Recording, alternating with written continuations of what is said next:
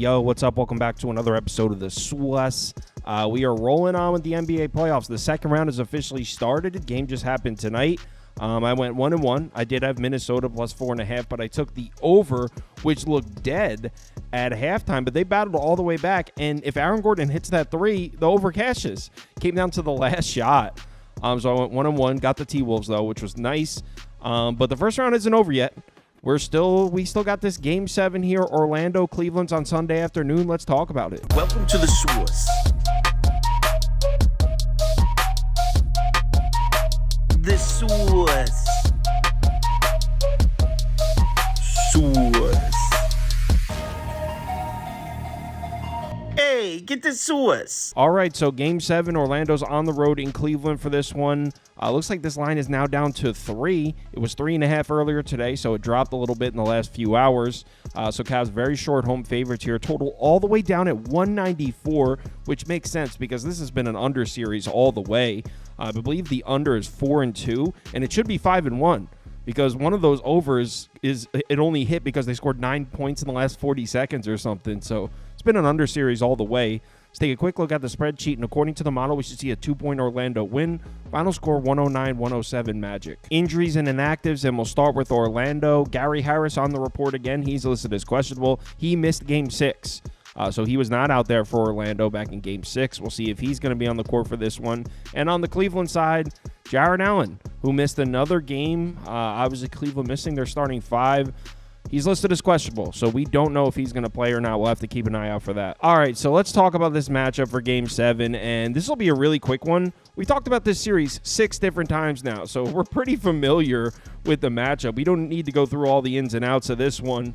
Obviously, the story of this series so far has been home-away splits. The home team is currently undefeated, 6-0. Here we are, Game 7 in Cleveland, and if we pull up home-away splits on the series, that might lead us to a Cavs bet. You can see in the 3 games in Cleveland, 99 points per game for the Cavs, just 90.7 for the Magic, 43% to 38.1%. I mean, no question, the Cavs have outplayed the Magic in Cleveland. But here's the thing. In my opinion, there are 2 different ways to look at this series. You can look at it through the home-away lens. Obviously, the home team is 6-0, as I said. Series has been dominated by the home team. Makes complete sense. Or you can look at it through this lens. The Orlando Magic are a super young team.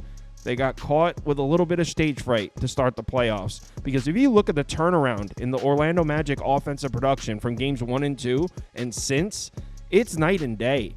Orlando averaged just 84.5 points per game in games 1 and 2, and Cleveland shot just 34.3% as a team.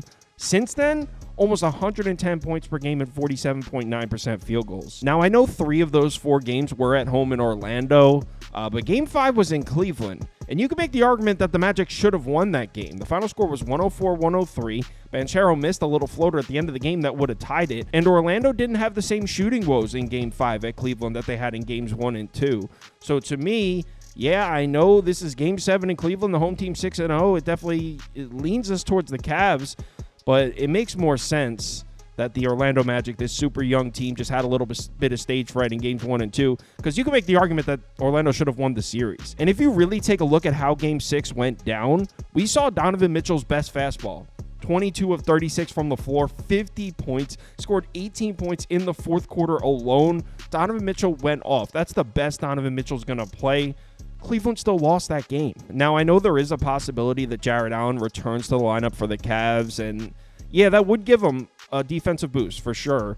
But he was on the floor in games 3 and 4, and Orlando beat the hell out of Cleveland in those 2 games by 38 and 23 points. So the way I'm looking at this series, this young Orlando team got caught with a little bit of stage fright in game 1 and 2. Since then, they've been by far the better team. So since game 3, they're 3-1 against the Cavs. They're 4-0 against the spread. Their only loss was by 1 point, a game they probably could have won.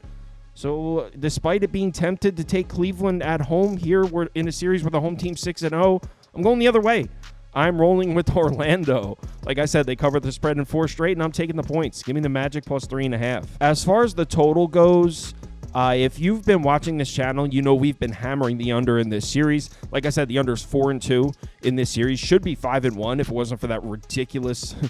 For some reason, they just had to shoot off with 40 seconds left to score 9 points to go over. So the under should be 5-1. But now it looks like the odds makers have caught on a little bit to that because they've dropped this total all the way down to 194.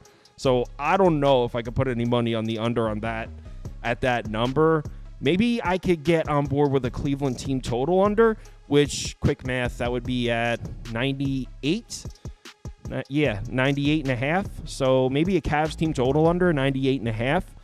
But I'm probably just going to put my whole wager on the Magic getting the points here. Live show 11:15 a.m. Eastern time. We'll go through the NBA game first. Then we'll go through all 15 MLB games. I'll have some guests on. We'll make our final decision. Same as always. If you're able to make it, we'd love to see you in the comments. If you want my top bets or you want the top bets from anyone on the staff here, head over to KyleKirms.com. The information is posted right there on the website. There's also a link to join the Discord on there if you're interested.